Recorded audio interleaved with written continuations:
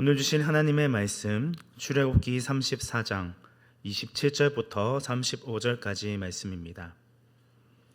출애굽기 34장 27절부터 35절까지 말씀 한 절씩 교독하겠습니다.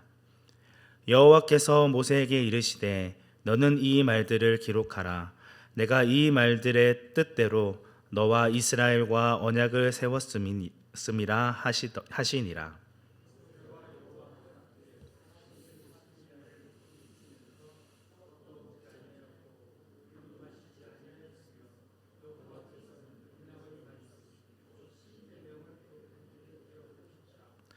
모세가 그 증거의 두 판을 모세의 손에 들고 시내산에서 내려오니 그 산에서 내려올 때에 모세는 자기가 여호와와 말하였으므로 말미암아 얼굴 피부에 광채가 나나 깨닫지 못하였더라.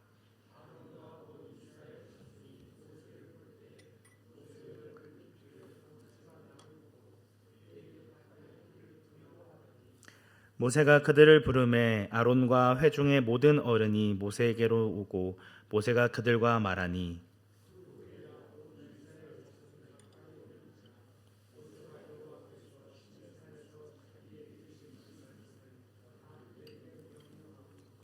모세가 그들에게 말하기를 마치고 수건으로 자기 얼굴을 가렸더라.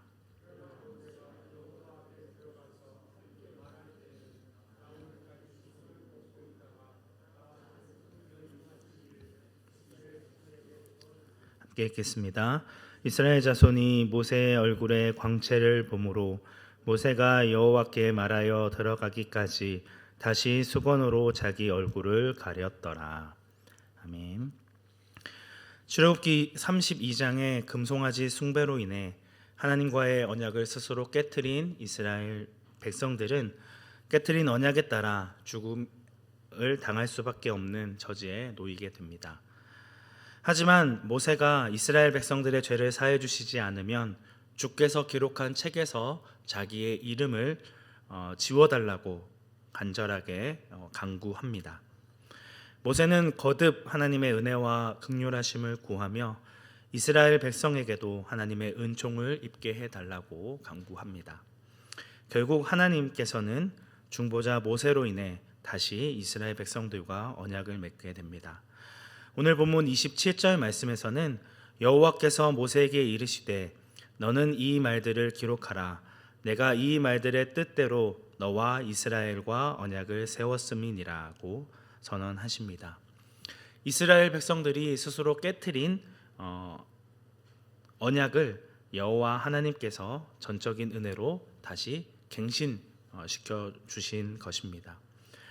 여호와 하나님께서는 다시 한번 모세에게 모든 말씀을 기록하라고 명령하십니다. 이 명령에 순종하기 위해 모세는 다시 한번 40일 40야를 시내산에 머물게 됩니다.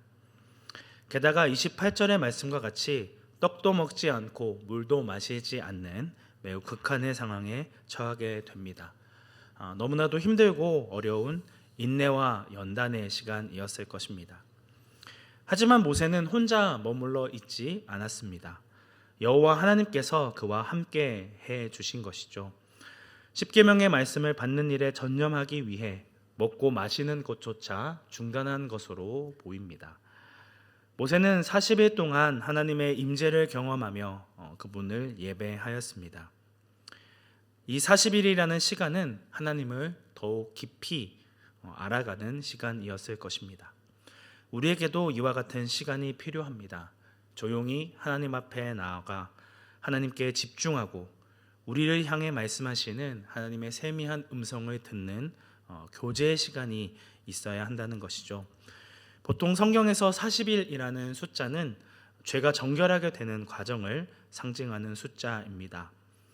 모세는 이스라엘을 대표하여 그들의 죄를 씻기 위해 이 40일이라는 기간을 하나님과 함께 산에서 보내게 된 것입니다.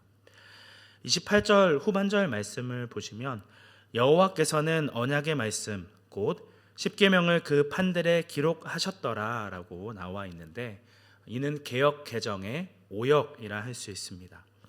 히브리어 원문을 직역하면 그는 계약의 조문들인 십계명을 판에 기록했다라고 번역할 수 있습니다. 문맥의 흐름상 이 3인칭이 나와 있죠. 본문의 흐름상 그를 여호와 하나님으로 해석하기보다 모세라고 해석하는 것이 훨씬 더 타당해 보입니다. 거의 대부분의 영어 번역서에서는 여기서의 그를 모세라고 번역하고 있으며 결정적으로 개역 개정 성경을 번역한 대항성서공에서 나온 새 번역 성경에서도 이를 모세라고 번역하고 있습니다. 27절에서 여호와 하나님께서 이 말들을 기록하라고 명령하신 대로 28절 말씀에서 모세가 언약의 말씀 곧 십계명을 그 판에 기록했다라고 보는 것이 문맥적으로 훨씬 더 자연스럽다는 것이죠. 모세가 이 말씀의 내용을 기록한 것은 하나님이 이스라엘 백성을 위해 언약을 갱신하게 하신 이유가 바로 모세로 말미암음이며 이를 표징으로 삼으시기 위한 이유가 있다고 보시면 됩니다. 40일이라는 기간 동안 하나님은 모세에게 십계명을 돌판에 기록하게 하시고 거룩하신 하나님을 대면하며 철저히 자신을 부인하는 시간을 가지도록 하십니다. 40일의 시간이 지나고 모세는 32장에서 두 개의 돌판을 가지고 시내산에서 내려왔던 것처럼 다시 한번 십계명이 기록된 판들을 두 손에 들고 시내산을 내려오게 됩니다. 그런데 32장에서와 달라진 부분이 있습니다. 모세가 40일 동안 여호와 하나님과 말하였으므로 말미암아 자신의 얼굴 피부에 광채가 났다는 점입니다.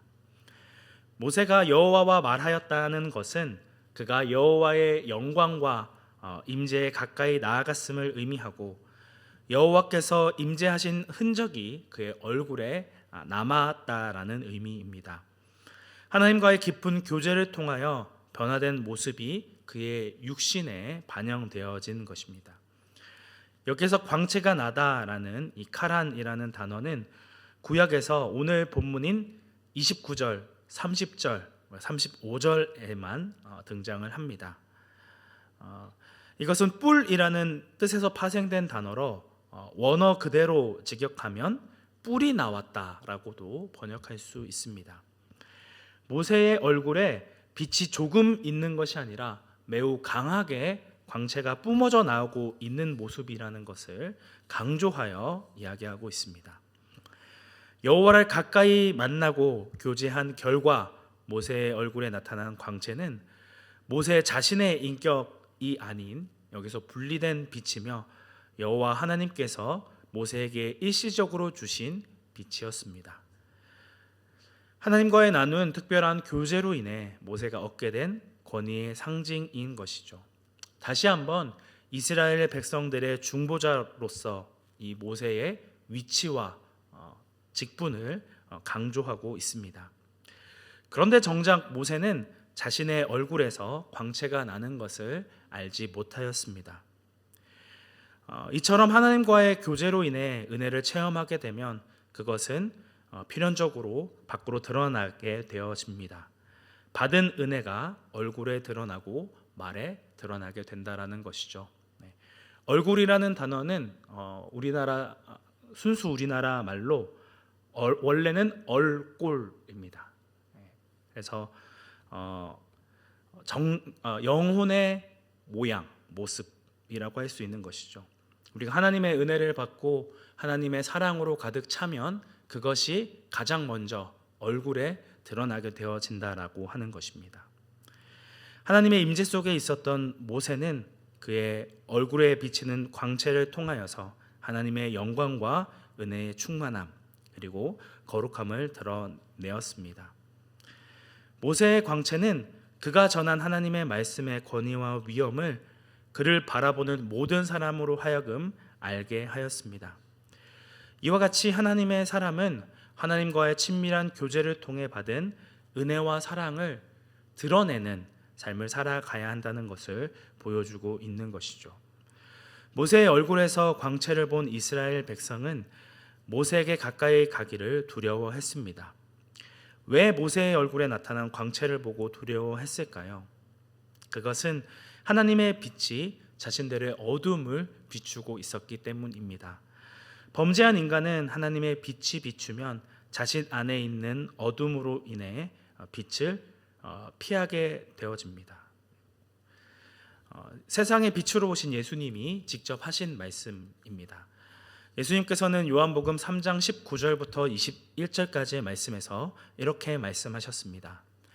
빛이 세상에 왔으되 사람들이 자기 행위가 악함으로 빛보다 어둠을 더 사랑한 것이니라.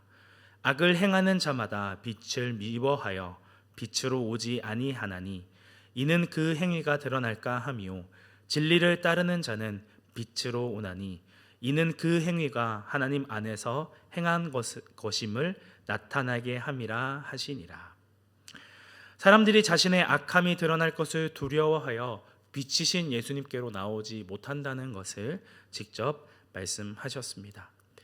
마찬가지로 하나님은 죄인인 이스라엘 백성들과 함께 거할 수 없음에도 모세와 함께 교제하며 그의 얼굴을 빛나게 하심으로 당신의 임재를 가시적으로 보여주십니다.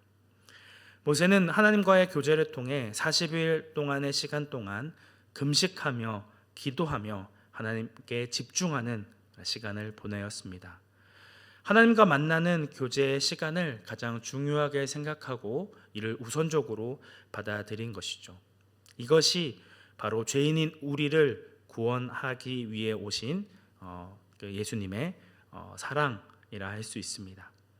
우리 역시 하나님의 영광 앞에 두려움을 느낄 수밖에 없는 죄인입니다. 그러나 하나님의 영광이신 그 예수 그리스도께서 우리와 함께 하심으로 하나님의 뜻을 알게 되고 하나님을 아버지라 부르며 하나님과 함께 거할 수 있는 귀한 은혜를 누리게 되었습니다. 예수 그리스도를 통하여 진리를 따르는 자가 되었다라고 하는 것이죠. 그러므로 진리를 따르는 우리는 세상에 비치신 예수님께 나아가 우리 안에 있는 모든 어둠을 몰아내도록 우리 자신을 맡겨야 합니다.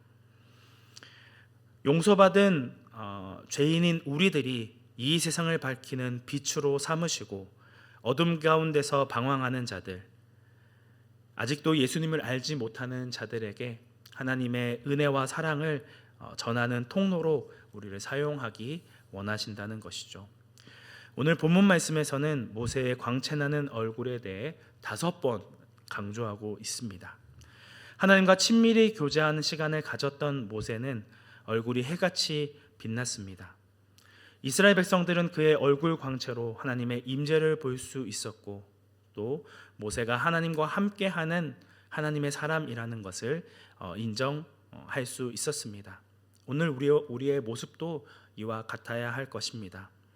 모세와 같이 하나님의 말씀을 전하고 증거하는 그런 귀한 사명을 맡은 우리에게도 하나님과의 친밀한 교제를 통해 드러나는 하나님의 사랑과 은혜가 우리의 얼굴을 통해, 우리의 언어를 통해, 우리의 삶을 통해 드러나고 보여져야 한다는 것이죠. 이를 위해서는 하나님과의 친밀한 교제가 우선되어야 합니다. 우리가 하나님과 만나고 하나님과 교제하는 시간을 소중하게 여기고 우선순위로 여길 때에 하나님께서는 당신의 영광을 보여주시고 그 은혜와 사랑을 전하는 통로로 우리를 사용해 주실 줄 믿습니다. 하나님께서는 오늘 본문 말씀을 통하여 다시 한번 이스라엘 백성들에게 계명을 주시고 중보자 모세를 통하여 다시금 은혜를 베풀어 주십니다. 지금 오늘날도 이와 같이 이 중보자 모세가 행하였던 것처럼 우리를 통하여 하나님과의 관계가 깨어진 사람들을 회복하기를 원하십니다. 이를 위해 우리를 부르시고 우리를 자녀 삼았다는 것을 기억하며 그들을 위해 기도하고 그들에게 하나님의 은혜와 사랑을 전하는 삶을 살아야 한다는 것이죠. 모세와 같은 하나님의 중보자로 세상 사람들에게 하나님의 말씀을 전하고 주님의 사랑과 은혜를 증거하는 온사랑교회 성도님들이 되시기를 주님의 이름으로 축복합니다. 함께 기도하겠습니다. 은혜가 충만하신 하나님 아버지, 하나님을 아버지라 부를 수 없었던 우리가 하나님을 아버지라 부르고 빛이신 하나님께로 나아올 수 있는 귀한 은혜를 허락하여 주심에 감사를 드립니다. 하나님의 자녀라 이야기하지만 여전히 우리의 마음 가운데는, 우리의 모습 가운데는 빛보다 어둠을 더 사랑하는 그런 연약한 모습이 있습니다. 주님, 날마다 주님 앞에 나와 주님과 친밀한 교제를 가짐으로 우리 안에 있는 모든 더러운 것과 모든 죄악들을 몰아내고 주님의 사랑과 주님의 은혜의 빛으로 가득 채워지는 저희들 되어지기 원합니다. 주님, 오늘 하루의 삶 가운데도 우리와 함께하여 주시고 동행하여 주셔서 주님의 사랑과 은혜를 많은 사람들에게 전하고 증거하는 거룩한 한 날 되어질 수 있도록 은혜 더하여 주시고 함께하여 주옵소서. 우리의 유일한 구원자 되시는 예수님의 이름으로 기도드립니다.